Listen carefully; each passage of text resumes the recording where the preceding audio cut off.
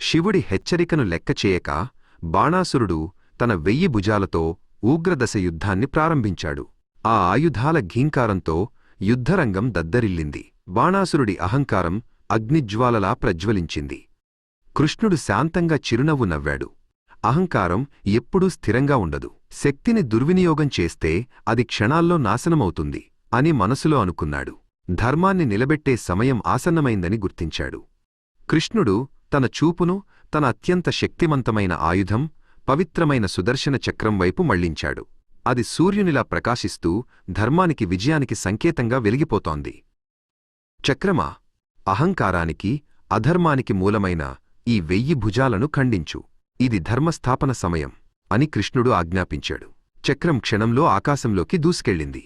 1000 సూర్యుల కాంతితో మెరుస్తూ సుదర్శన చక్రం వాయువేగంతో బాణాసురుడి చుట్టూ పరిభ్రమించడం మొదలుపెట్టింది. వేటగాడు వలవేసినట్లుగా అది 1000 భుజాలను లక్ష్యంగా చేసుకుంది.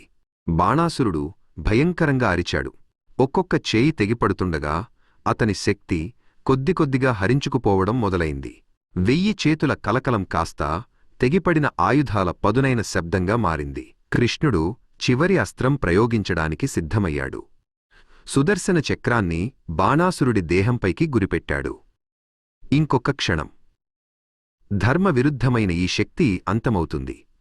సరిగ్గా ఆ సమయంలో లోకాలను నిశ్శబ్దం చేస్తూ ఎరుపు వర్ణంలో శక్తివంతమైన కాంతి ఒకటి కృష్ణుడు మరియు బాణాసురుడి మధ్య అడ్డుగా దూసుకొచ్చింది. అది మహాశక్తి పరమేశ్వరుడి శివుడి అంశ. ఓ మాధవా, శివుడిచ్చిన మాటను మరువకు. నీ భక్తుడిని సంహరించకుండా కేవలం అతని అహంకారాన్ని మాత్రమే తీసివేయమని నీకు మాట ఇచ్చాను కదా అన్న అశరీరవాణి వినిపించింది. కృష్ణుడు ఆగిపోయాడు. బాణాసురుడికి మరణం నుండి విముక్తి లభించినా అతని భయం ఇంకా వీడలేదు. తదుపరి ఏం జరుగుతుంది?